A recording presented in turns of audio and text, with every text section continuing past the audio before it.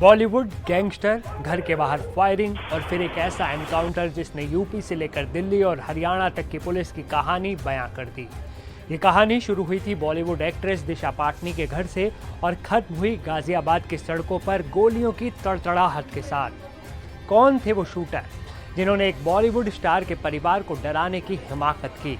उनके पीछे किसका हाथ था और कैसे 3 राज्यों की पुलिस ने मिलकर एक ऐसा जाल बिछाया जिससे वो बचकर निकल ही नहीं सके और फंस गए? ये सिर्फ एक एनकाउंटर की कहानी नहीं है, ये उस पूरे ऑपरेशन की कहानी है जिसमें दांव पर एक एक्ट्रेस की सुरक्षा और एक राज्य सरकार की साख लगी थी। चलिए आज इस पूरे हाई प्रोफाइल केस को परत दर परत खोलते हैं। नमस्ते, मैं हूं असीम और आप देख रहे हैं एनडीटीवी इंडिया। सबसे पहले चलते हैं 12 सितंबर की उस रात में, जगह बरेली उत्तर प्रदेश, जहां बॉलीवुड एक्ट्रेस दिशा पाटनी के घर के बाहर का सन्नाटा गोलियों की आवाज से टूट गया। बाइक पर आए अज्ञात हमलावरों ने घर पर ताबड़तोड़ कई राउंड फायरिंग की और गायब हो गए।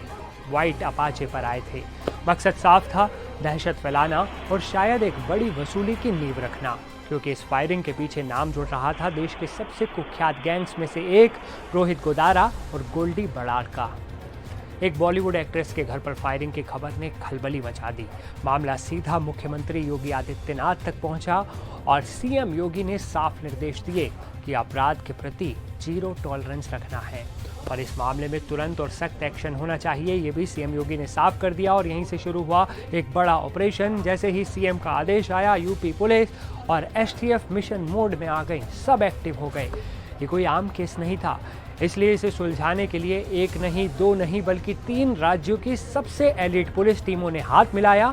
यूपी एसटीएफ, दिल्ली पुलिस की स्पेशल सेल और हरियाणा की एसटीएफ टीम, तीनों साथ आ गई। इन तीनों ने मिलकर एक जॉइंट ऑपरेशन शुरू किया। सीसीटीवी फुटेज खंगाले गए। बरेली से लेकर आसपास के सभी रास्तों से सैकड़ों सीसीटीवी फुटेज की जांच की गई। खुफिया नेटवर्क एक्टिव किया गया। गैंग्स की दुनिया में अपने मुखबिरों का जाल फिर से बिछाया गया ताकि आरोपियों को दबोचा जा सके।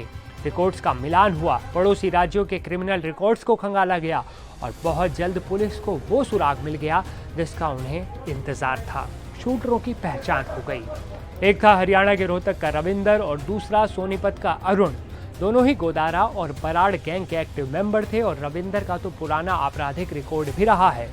तो फिर शुरू हुई उनकी पकड़ की कहानी। शूटरों की पहचान हो चुकी थी, अब बस उन्हें दबोचना बाकी था।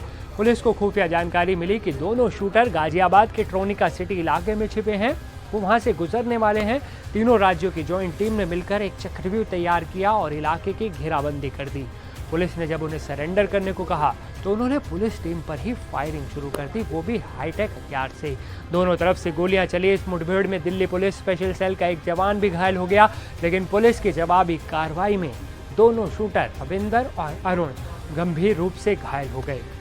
उन्हें अस्पताल ले जाया गया, जहां इलाज के दौरान उनकी मौत हो गई। मौके से पुलिस को ग्लॉक और जिगाना जैसी विदेशी पिस्टल और भारी मात्रा में कारतूस भी मिले।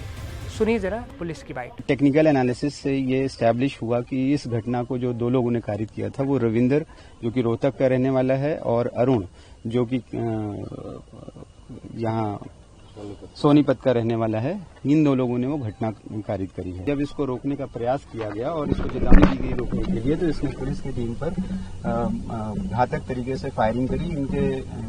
इनके पास से जो हथियार बरामद हुए, जिगाना और ग्लॉक, जो कि बहुत ही बढ़िया वेपन है, उससे पुलिस की टीम पे जानलेवा हमला किया गया। तो उसके आत्मरक्षा, जब पुलिस ने उसके डिफेंस में फायर किया कंट्रोल तरीके से, तो दोनों बदमाश घायल हुए। उन घायल बदमाशों को उपचार के लिए अस्पताल ले जाया गया, जहां उपचार के दौरान इसकी दोनों की मृत्यु हो गई। इनके पास से मौके से एक जिगाना पिस्टल, ग्लॉक और व्हाइट अपाचे मिली है। व्हाइट अपाचे जो दिशा पटानी के घर पे फायरिंग हुई थी उसमें प्रयोग की गई। तो इस तरह एक बॉलीवुड एक्ट्रेस के घर पर फायरिंग से शुरू हुई कहानी 1 हफ्ते के अंदर एनकाउंटर पर खत्म हो गई। यूपी पुलिस ने एक बार फिर ये संदेश दे दिया कि राज्य में अपराध करने वालों का अंजाम क्या होगा।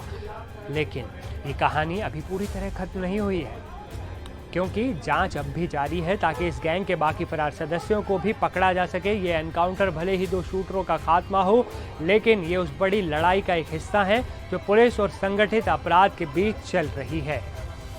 आपको पुलिस के इस एक्शन पर क्या कहना है? क्या राय है आपकी? क्या इस तरह के एनकाउंटर संगठित अपराध को खत्म करने के लिए जरूरी हो गए हैं? अपनी राय नीचे कमेंट में ज़रूर बताएं। अगर आपको ये रिपोर्ट पसंद आई हो तो वीडियो को लाइक करें और चैनल को सब्सक्राइब करना बिल्कुल ना भूलें।